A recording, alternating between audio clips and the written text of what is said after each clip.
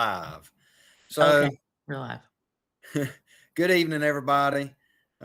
Grace and I'm MJ Polk, the Southern copywriter, and I'm here with my co-founder, Grace, um, with the Southern Writers Guild, and we're expecting Hank to show up any minute now. And Bo he's traveling off somewhere. I don't exactly remember where. You remember where he said exactly he was going? Greece. He was going to Greece. go to Greece and then doing something else for the 4th. But Oh, he's I don't think we can share. oh, okay. So he was up to stuff, but we can't. I mean, on Substack, you can't get with 3 people anyway. So Right. So it's fine. We're gonna. what we're here tonight to um, Hank's going to do a reading of a piece of old Mexico, and I know this is a really special story for him. He's been on me about trying to share some of this stuff from Mexico, and I just keep telling him that that's the novel. Right. We're not doing that yet. But I am excited to share this first story. I mean, this is y'all going down there, and some the people that you meet, and where you stay and all is all part. It all comes from that story. When he was down there. So I mean, maybe he'll. I don't. I don't. I don't know where he is. Let me see if I could text him. Yeah. So see if he'll answer. You told him But the right time zone, right? oh yeah, he knows. He knows. I Okay. mean, he's supposed to be right down the road somewhere around here. Okay. Let's see.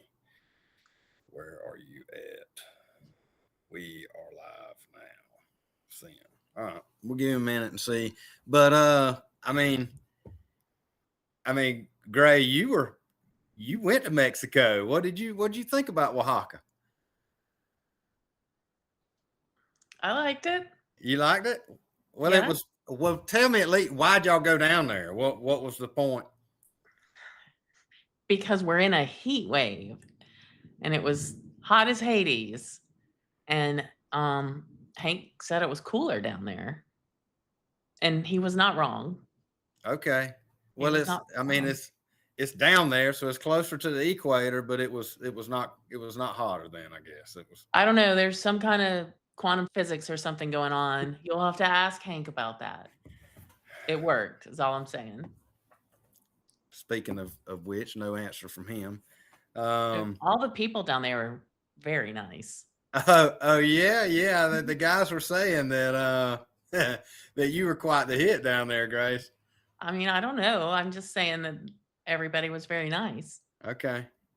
Yeah. So you got to see the Vas Castellanes place down there, Hmm. the meet the family and all down there. Yes. Okay. Yep. Hmm. We got to Um, go to every Catholic church. I of mean, course you did. yeah. They got a plenty of them down there, that's for sure. Yeah, there's a few. There's a few. It was nice. So I what else? mean, Tell me something else. Let's fill this time while we're waiting on him. well, it's storming here right now, Uh, so it might lightning or something. Maybe it won't cut you off, Let's hope. at least until. Let me see. Of course, he's not answering me. I tried to call him just before we got on here. I mean, I don't know what to do. Tell me. I mean, I guess we could talk about. Um,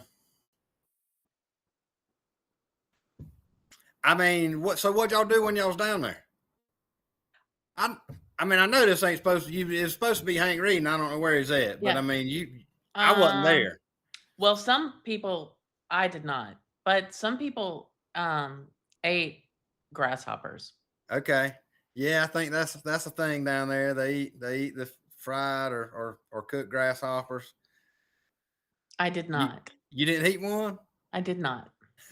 But I thought you like that kind of stuff. You like the rabbit food. Yeah, but no, grasshoppers are not on my diet. Okay. No. Mm-mm. Um. Well, I don't Well, know. I mean, you reckon we ought to just what you think we should do? yeah, I don't We've been on. know. How long? I mean, do you want to give him another minute, or do you think he's not coming?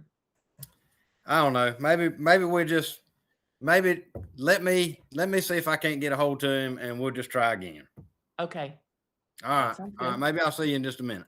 Okay, All right. Bye. bye. Well, y'all, I reckon I screwed this up pretty good. Brooke just come screaming up here in her Jeep and brought me my phone. I'd left my phone at the house. Me and John Paul's out here on the fishing pond this afternoon, and I forgot that I was supposed to be meeting MJ and Grace on a live stream, and I mean, frankly, y'all, time just got away from us out here. And then whenever I tried to link up with them, the link wasn't working, so I guess they give up on me. So Brooke said that I ought to at least go ahead and do the reading and just send it to them. So that's what I'm gonna do. So she's already left. She's headed back to some air conditioning. So I'm gonna let John Paul, yeah, he's doing good. Let John Paul hold the phone for me there. And I've been wanting to tell some of these stories, these Mexico stories, but MJ won't let me share none of them with you. He says that they're all part of the novel, and it ain't time for that yet. So, but then me and Grace and Bo just got back from Oaxaca, and I was like, well, surely I could tell that story, right? And he said yes, that I could tell that story. So I wrote Old Mexico, and I shared it with y'all this week. It's on the guild page, and I'm gonna do this reading. I'm gonna read the first part of it for you. So without further ado, here is Old Mexico, written and narrated by me, Hank Cotton. It was 175 degrees with not a lick of breeze on the porch. The ceiling fan had morphed into a furnace days before. It was the kind of stifling southern heat that you can only know once you've experienced it. Y'all, I don't know how much more of this I could take, Grace said, fanning herself with a First Presbyterian pew fan. Lord must be giving us a taste of hell since you stole that church fan. I laughed at her. I really wish you hadn't have done that. Oh, hush, she said, and almost threw her prized possession at me. What we need is a vacation to somewhere cool, Bo said. A higher elevation to cool this heat sensation. Bo was thinking a little lake up in Carolina. A higher elevation to cool this heat sensation, Grace crooned. Yes. Well, I reckon I can introduce y'all to Oaxaca, I told him. You mean Mexico? Grace questioned. You gotta be kidding. That's closer to the equator than we are now. Yeah, but Oaxaca City sits at over 5,000 feet above sea level, I told her. It was almost like I just did like a quantum physics calculation or something. It sits up in the Sierra Madre Mountains, so it'll be cooler than this for sure. Bo had stopped swinging in his hammock and was sitting up straight now. Cotton, I thought you said your apartment was on the coast. Sí, mi apartamento está en Puerto Escondido, Oaxaca. Pero mi compañero posee una propiedad en la ciudad de Oaxaca. What did he just say, Bo? He said, hike your skirt up. We're headed down to Old Mexico to cool off. Hell yeah, dog. I'll call Senor Israel now, I told him, and whipped out my phone. Bo and Grace looked at each other confused, but didn't say anything about the curious Mexican name. I turned to them and gave them a thumbs up right about the time I made it out to old Dooley Girl, and they disappeared inside to pack a bag. About an hour later, me and Bo's out on the porch waiting on Grace when she burst out the screen door in a panic.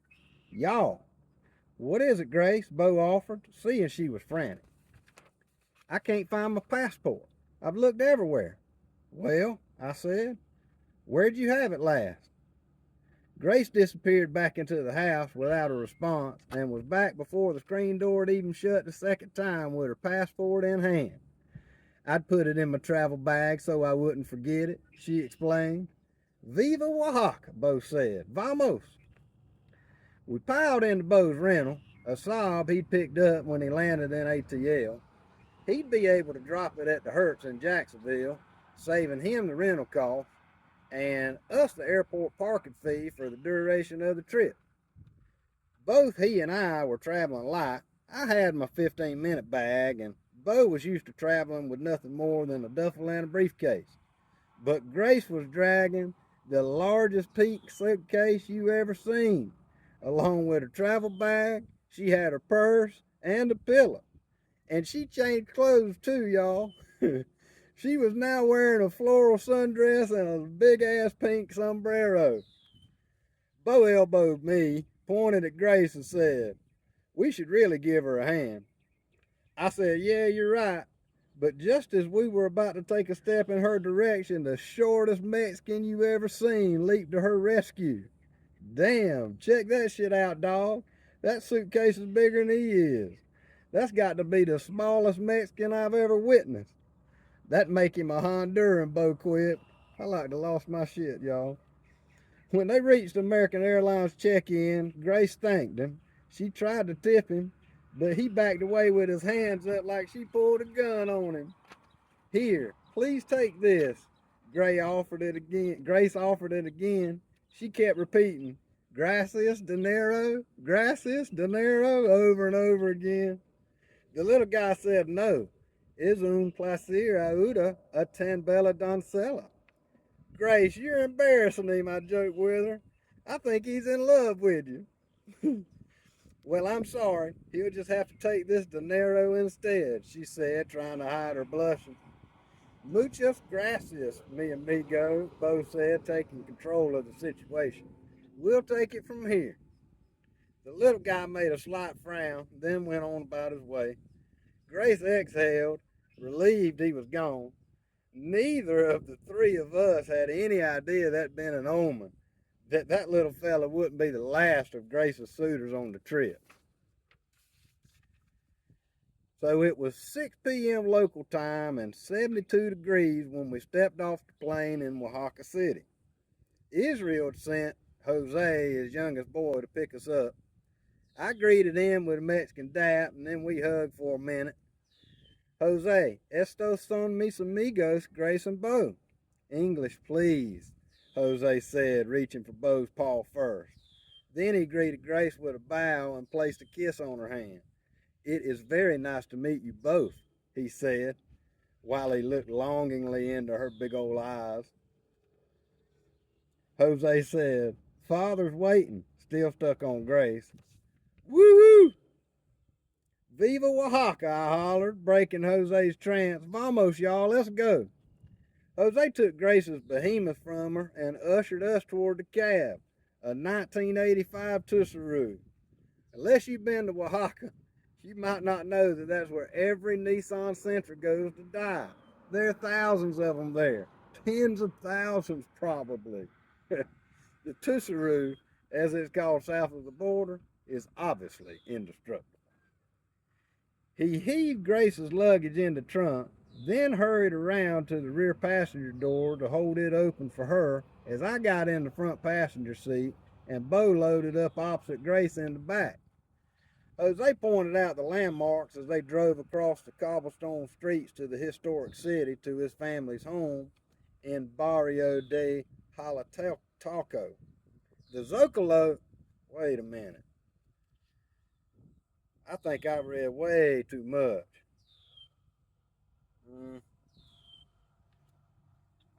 Yeah, I think I went past where I was supposed to be. I reckon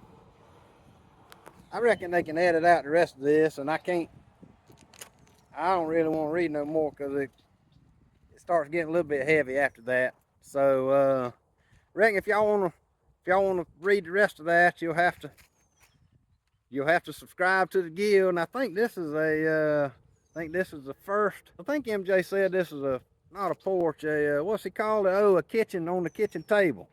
So you might have to fork up some dollar bills if you want to see the rest of this one. So anyways, y'all, I enjoyed it. I hope they can figure out how to make this thing work and I didn't mess it all up too bad. But until I see y'all again, I hope everybody has a great life. Peace out.